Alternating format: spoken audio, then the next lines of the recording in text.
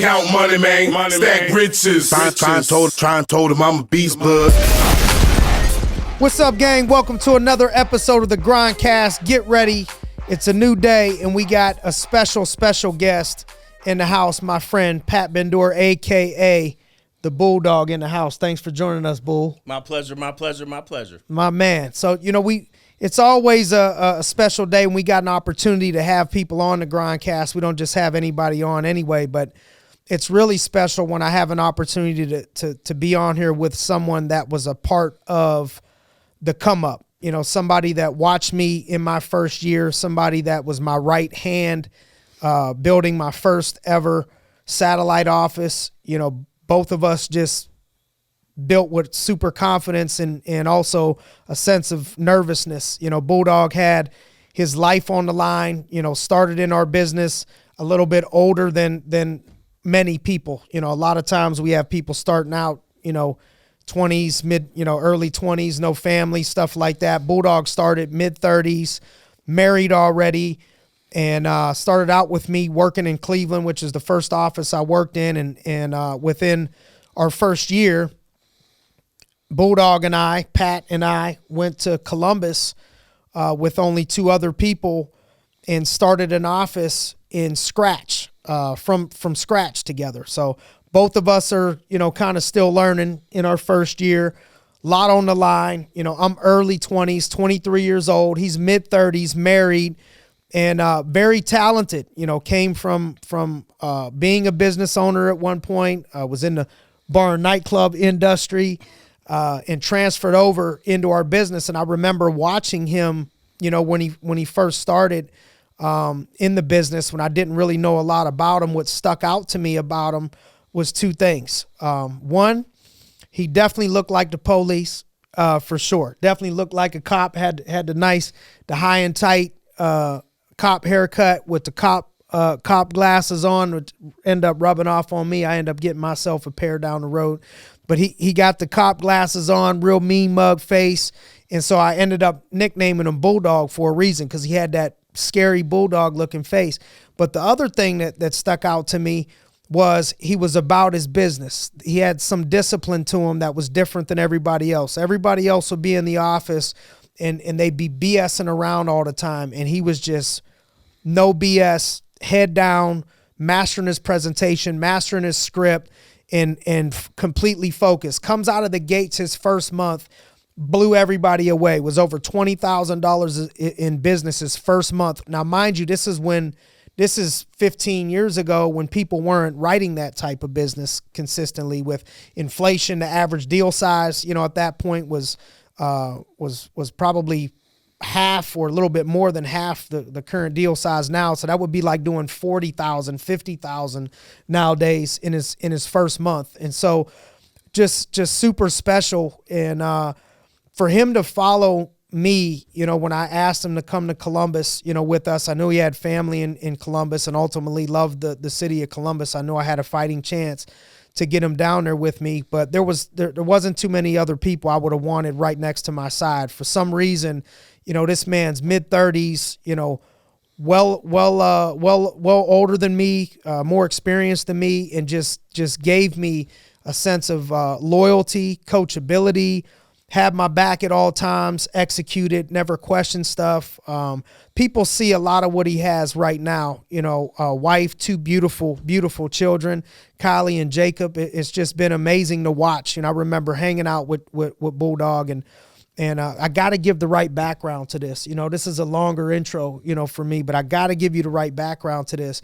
I remember his vision of wanting to be in a position to provide for his family, and his wife was working really hard. I think she was overseeing. She was like the HBIC of like a halfway house, and she had a pager, on her at all times, was on call all the time. So if I was hanging with Bulldog at his house, in our first year, and that pager went off, she had to go. 11 o'clock, 12 o'clock, 9 o'clock, didn't matter.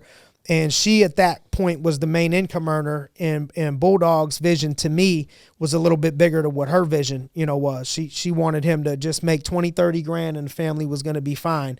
And he would tell me on the side, my goal is to retire her and take our family, to the next level. And so fast forward time, he's done more than take their family to the next level, man. He's taken a lot of other people's families to the next level. He's graced the stage multiple times internationally for this company. As an RGA, as an MGA, has absolutely dominated before there was weight classes. This is like going back to when you watch the original UFC, back in the day where you had skinny dudes fighting big fat dudes, 400 pounds. There was no weight classes. When we came up in this business, there was no weight classes. Now there's all divisions for MGAs and RGAs and small guys going against small guys, and 10 people can make it on stage. And I think that's awesome.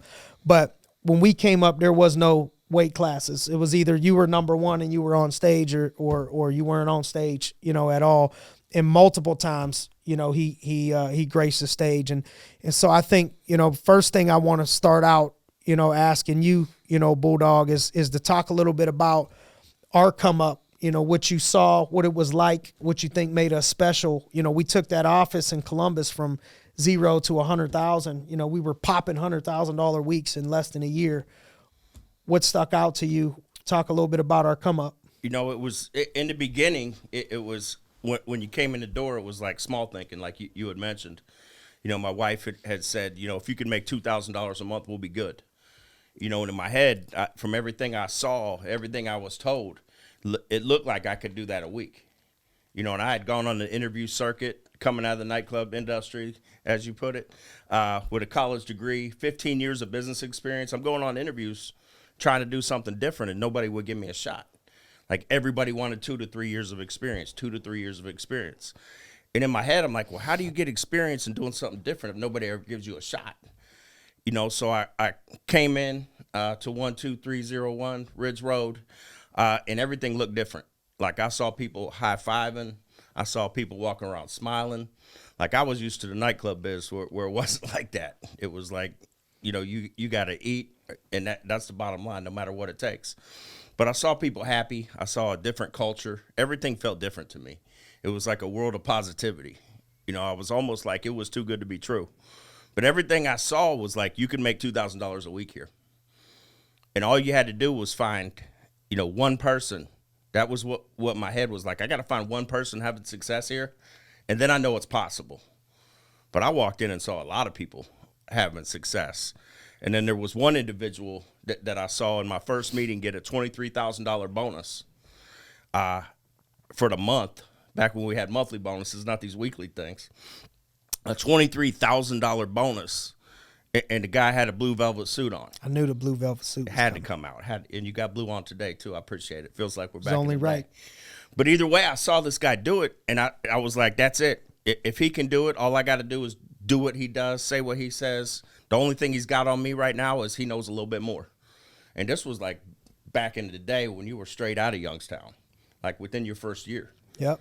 Baggy suits. Yeah, so baggy suits, the whole deal. MC Hammer Caddy. pants, the whole deal. The Cadillac TVs in the headrest. with the 48-inch TV Player in the back. rims. It was like you pulled up and had the coolest sunglasses I'd ever seen at that time in that drop top BMW that I know you gave to your mother. Yep. So I was like, initially, people judge people from the outside in. And then as I started to force a relationship on you, like I was like hiding outside doors, listening to anything that you would say. I wasn't even on your team. I'd pop into your meetings. I remember you like holding up that $250 gas card that would get us a $200 bonus for writing 6,500 back in the day. You would hold that up and look at me and be like, what's this guy doing in my room? What's this guy? Like, you had the number one team, so it was like, I got to roll with the winners. I had to force that relationship. And you said I looked like a cop back in the day, and you look like somebody back in the day that a cop should be looking at. No doubt. But everything was above board. Everything was great. So I had to force myself a relationship with you through my production. So I knew if I went above and beyond, like the eyeballs would go my way. And when I first came in, I just wanted to go to work and come home. I was done being in leadership, ownership, worrying about everything, everybody. Like, I wanted to go to work and I wanted to come home. And then real quick, like within a month, I got promoted. And then we started moving things. And it started growing, started winning awards, started leading from the front, set the bar high. And then when it came time to that Columbus happened, it was like it had to happen. It had to happen. There was probably nobody in the world I would have followed other than a 23-year-old at that time kid from Youngstown, Ohio, and everybody in the world told me I was crazy. Within 6 months, sold my nightclub, sold my bar, and we started from scratch with just a vision and a dream. No doubt. And I know you say it all the time, it was all a dream. It was all a dream. And the dream came true. And the dream came true through a lot of sacrifice and crazy work. I think we worked every Sunday, while during football season, both of us football lovers. Amen. 12 to 8, we're at the office, calling resumes, setting appointments, getting to jump on things with Tim Clark, Country. Country, a college teammate of mine. Tim Clark was also a father, older, had a bunch of experience, but we wanted to do something special. Those were, and we had we started out with one office, one small about office. As big as this carpet. So when people go nuts over office space, sometimes we had one phone, that was it. one or two phones. Then we got two offices, and we're running everything out of shared office space. 6 months in the game, doing $60,000, $70,000 weeks, we had two offices, and in a conference room we had to mark down, for the whole office that we could share. And what do you think, sticks out to you on what we did different? Because even to this day, to go from 0 to 100 in your first year with 3 or 4 people is unheard of. What do you think stands out? I think the bond that we had, the loyalty that was like almost instant. That happened. I feel like God puts the right people in your life for the right reason, and for some reason that they brought us all together, and something magical happened. Something magical happened that I don't know if it'll ever be duplicated again. But no. The class that we came in with is all over the country, leading the whole company to this day. To this day. So I think that the thing that we did, we were so together, and we could just tune out the noise. And we knew we had a common goal, a common vision, and there was absolutely nothing that was going to stand in our way from accomplishing it. Now, you've been in the game for, I just gear off myself. I know I'm 16 years in, so that I'm coming up on 17. That tells me I know you're over 15. Are you 16 years? Going on 16. I'm on lap 15 right now. Okay, all right. So 15 going on 16 years. And what would you tell the Bulldog of 15, 16 years ago? What would you tell that Bulldog sitting here right now? What would you say to yourself? I would tell him, just like you thought back then, that you could trust in your leadership. You could trust in the vision of Mr. Sarace, Marcus Smith, and Simon Arias. Everything they told you is going to come true. And it did, with a lot of hard work and a lot of sacrifice. Nothing ever came easy. Amen. Nothing ever fell into our laps. Amen. We made it happen. The one thing that sticks out to me to this day about you is just another level of loyalty, not just to me or the organization, but just to your friends, just people that you are close to. Me and you have talked about losing, friends, that were close to us. We never thought would already be, passed on, but just the way that you take care of people and the loyalty that you have for people is the type of people that I like to keep myself around.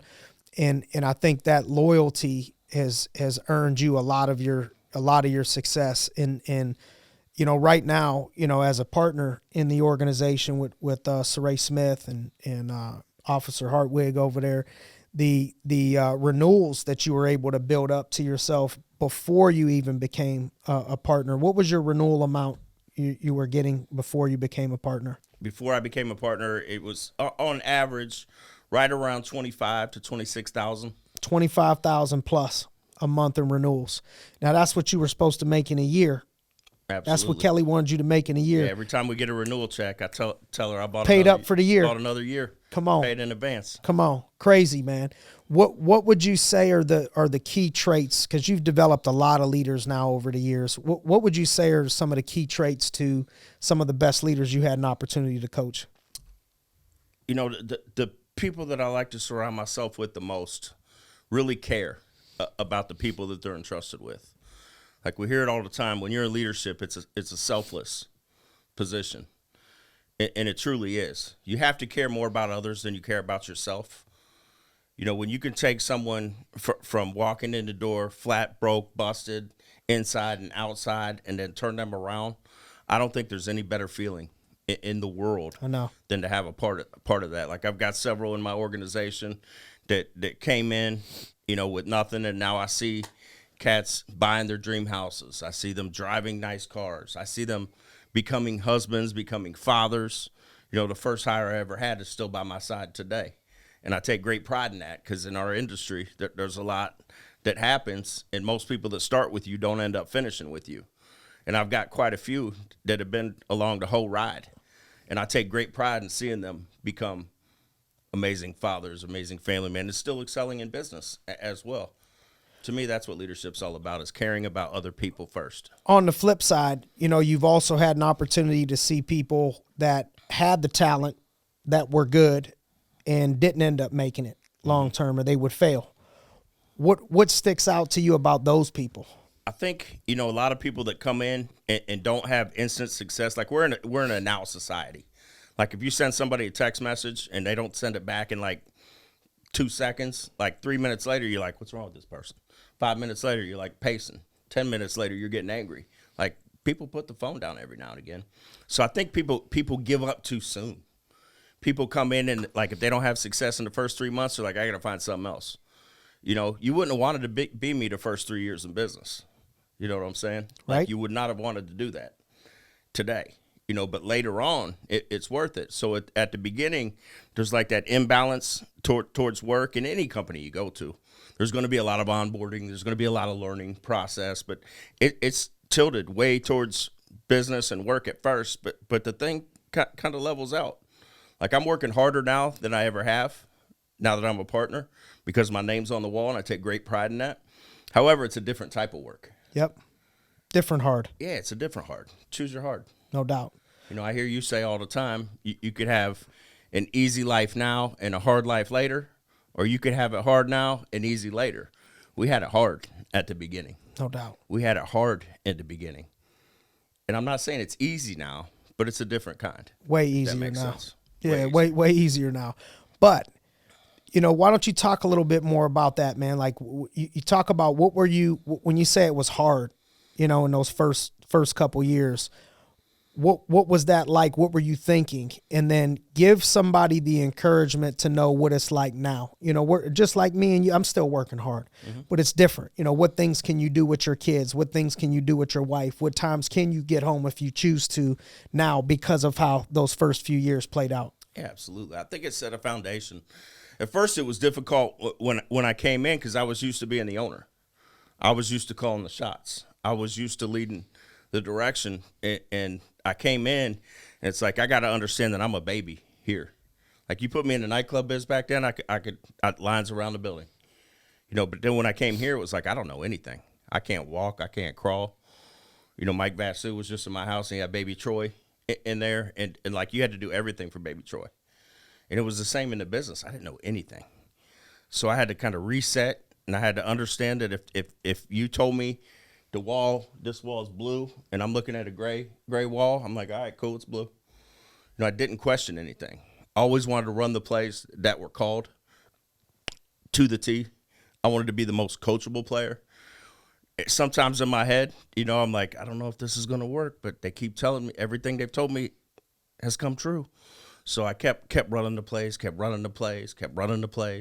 and the plays just started stacking up, and everything kept growing. So it was a beautiful run through that. What would you say because we're still growing, we're still learning. Every few years I look back and say, man, I wish I knew 3 years ago what I know now.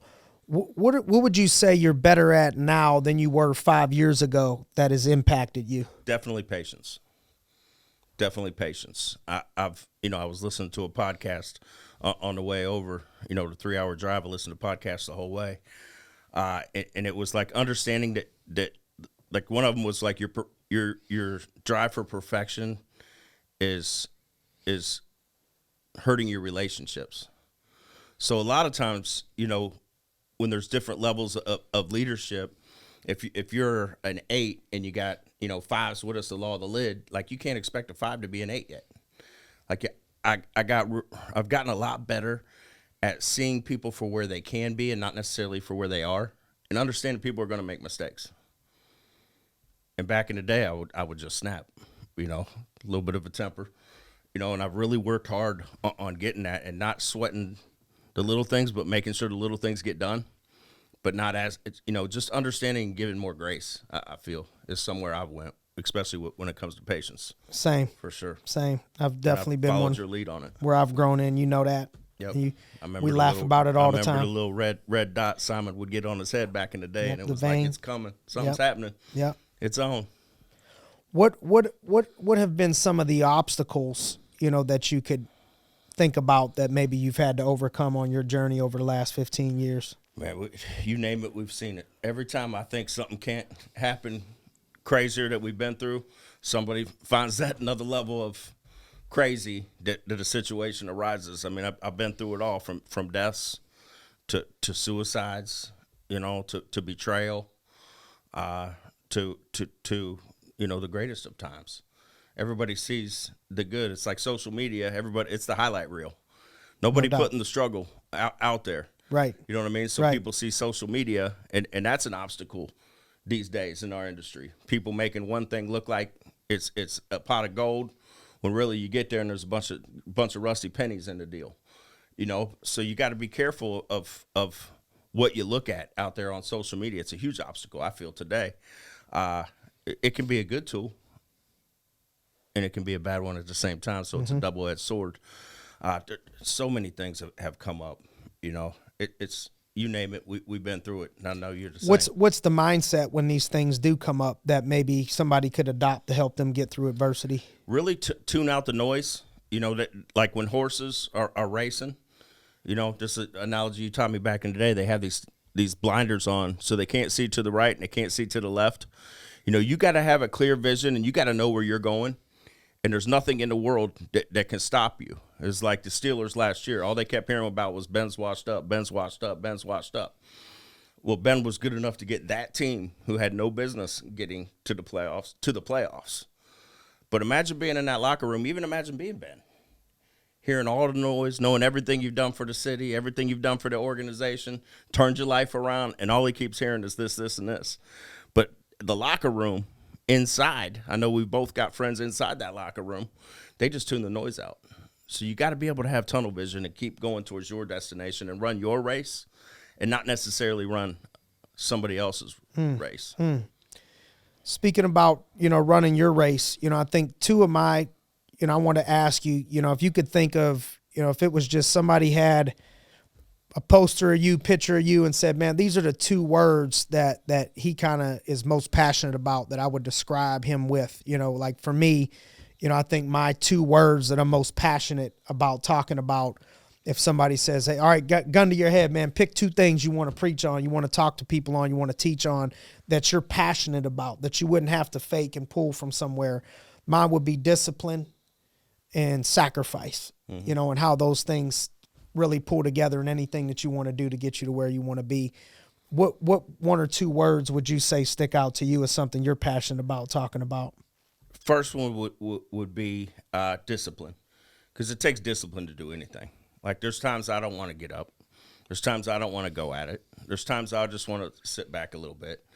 You know, yesterday, you know, my son had a football game, and I had to sacrifice that to get over here to be with my teammates, and we had a dinner at night. So I had to sacrifice that. It took discipline to do that. And then, you know, the second word that I would say is relentless. You have to be absolutely relentless in your pursuit of success, however you want to define it. Like there's nothing in the world that will stop. What do you mean by relentless? That's I just had a friend of mine, professional MMA fighter, Jake Lowry, was on. One of his words he chose was relentless. So describe what you mean by relentless. To me, to be relentless is like nothing will shake, nothing will rattle. I mean, I've been in highs, I've been in lows, and I know Roger Smith was on the podcast, you know, a few weeks ago, and he said that the highs are never as high as you think, and the lows are never as low as you think. When it comes to business, you got to be relentless in your pursuit. You can't get rattled, you can't get shook, you can't get rolled. There's going to be obstacles. You know, your person that's closest to you, your right hand, one day might not be there. You never know. So you got to be relentless in your development of the future. You got to be relentless of your pursuit of your vision. Nothing can shake you. when you're at the top, as Amen. they would say. Amen. Maybe in closing, if you could, maybe give some advice to somebody listening out there that's starting in our business, and they want what you have. They want to live the life that you have, currently right now. What are some words that you can give somebody in their first couple months, or even just somebody that's an entrepreneur in a business in general that they haven't quite made it yet and they're just kind of getting rolling in whatever it is that they're doing? What words of closing advice would you give them? You got to find people that you look up to, no matter where you're at in business or in life. You always have someone that you look up to. You always want to seek a good mentor. So like I'm still chasing you. I'm not where I want to be. I'm not where I'm going to be, but I'm never going to stop trying. Like, I'm still trying to get to Simon's level. I've been blessed to be a partner for going on 4 years now, and you've been on your own for almost 14 years. So you got a decade on me still. Yep. But I still look up to you every single day. I still want to make you proud, and I appreciate our relationship in that regard. You got to find somebody like that. You got to find somebody that models the behavior that you want. You got to find somebody that you look up to. You got to find somebody that you can trust. And in this world, it's hard because you never really know. But there's a few individuals, that you can trust. You find those people and you just listen to every word they say and trust everything that they do and really just follow the plan that they lay out. I heard one of the first things I heard was trust in your leadership. And back in the day, when it was, Mr. Serace, how could you not trust him? I never met a millionaire before I came to this company. He was the first one I ever really met. Yep. And I had a certain mindset of what a millionaire looked like. Yep. And acted like, and he was totally different. And then that was passed on to Marcus, which was passed on to you, which was passed on to me. So carrying that torch of your mentors, I don't think there's a higher calling. Life-changing, for us. Unbelievable. The model and the picture, of that, just like, we both were raised blue collar. Your dad, your family was firefighters, and, my family was in the Union in Youngstown, and my picture that I got of people that had money was like snooty snobs. Same. No good, don't care about nobody.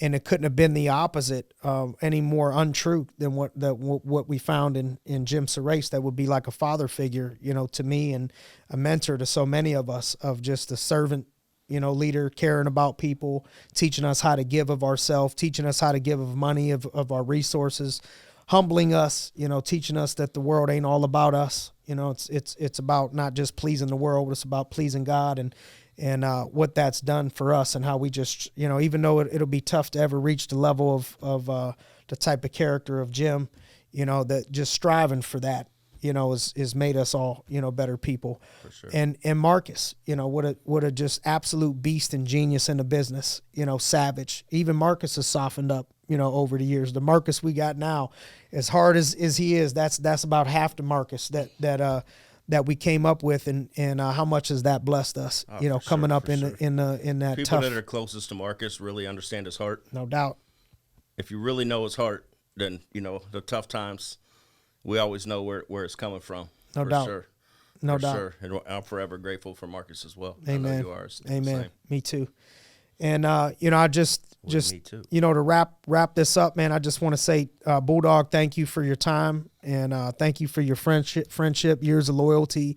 I think the real test, for us was what we already knew to be true. I know when I left Columbus and to come to Pittsburgh, something I wanted to give back to the organization that had given so much to me is I would have never, ever left if I didn't know that my next person in charge was going to take that thing to places that even beyond what we were able to take them to with me being there. I would have never left Serace Smith without knowing that somebody was going to be in a better position and that the organization was going to be just fine, without me. I owed those people that much. And you made it easy on me. I knew you had everything down. I knew your heart, was right. And, even though we were only in business together for a short period of time, less than 2 years, we were in business together. We knew we had a relationship and a bond that went beyond, business. And it proved to be true after that. You know, when no money was being made off of one another, and nobody that you had to impress and nobody I had to take care of to make money on, our relationship got better. Our relationship grew when there was no money involved, no reason, you know, for us to be in business. And I really value that, man. I value you as a person, as a friend. It's been really awesome to see what you've done with your life, with your family, with your business, and for so many other people. People hit me up all the time, you know, messaging me and about, you know, mentorship and guidance. And that's what really started the mindset for me and Marcus to start the Cash Money mentoring thing was, man, it was a good thing, but it was just overwhelming to have to say, no, I can't. I don't have time. You know, I'm already struggle to get the people in my own business the amount of time that they deserve, let alone going out and giving other people that aren't in the business time. And so we started Cash Money mentoring. And so I just wanted to remind folks that are listening, if you know people that need help, that need some guidance and mentorship, Marcus Smith, the guy that brought me and Bulldog up, and myself partnered in Cash Money Mentoring. You could check it out, cashmoneymentoring.com. And it's just a place where we come a couple times a month to try to give guidance and mentorship to people that are looking for it. So thanks for joining us, Bulldog. Thanks for everything you do for this company. Thanks for joining us, everybody, on another episode of the GRINDcast. Get ready. It's a new day.